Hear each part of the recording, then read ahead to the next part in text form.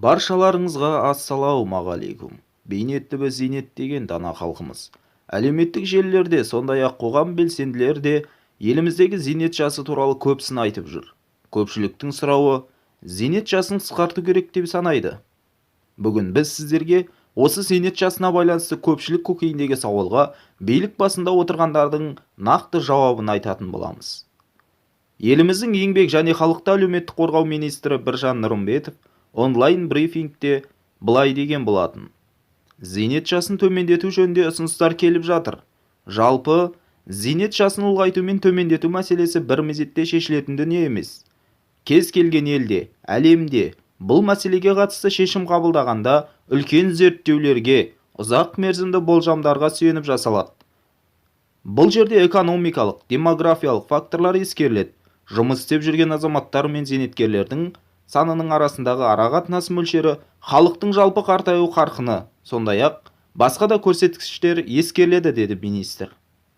Біржан Нұрымбетовтің айтуы бойынша, елімізде зейнетақының үш жүйесі қалыптасқан. Олар жасына байланысты зейнетақы мен базалық зейнетақы және жинақтаушы зейнетақы қорынан жиналған қаржы есебінен зейнетақысы бар.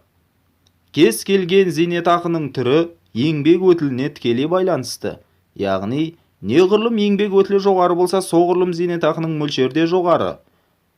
Бұл тұрғыда экономикалықта еңбек нарығының мәселесін ескеру қажет. Мысалы, жұмыс істеп жүрген азаматтар мен зейнеткерлердің арасындағы арақатынас мөлшері қаралады. Осыдан 10 жыл бұрын зейнеткерлеріміздің саны жұмыс істеп жүргендерге қатысты 20% болса, яғни 5 адам бір зейнеткерге сәйкес келетін. Қазір 30%-дан асып жатыр. Екіншіден, халықтың қартаю динамикасы дейміз. Бізде 65 жастан асқан аға буын саны көбейіп жатыр. 5 жыл бұрын 6,8% болса, бүгінде 7%-ға жетті. Әлемдегі трендтерді ескере отырып, бүкіл дүние жүзіндегі елдер қайта зейнет жасын ұлғайтуды ойланып жатыр. Әрине, Еуропада және басқа да дамыған елдерде зейнет жасы біздікінен бұрын да жоғары еді. Ал көршілес елімізді қарасақ, мысалы Ресейде 2019 жылдан бастап ерлер мен әйелдерге зейнет жасын 5 жасқа үлкейту шаралары қолданыла бастады. Әзірбайжанда 2017 жылдан бастап осы шараны қолданып жатыр, деді министр онлайн брифинг барысында. Ал үкіметтің тарапынан зейнет жасын төмендету мәселесі қарастырылып жатқан жоғын атап айтты.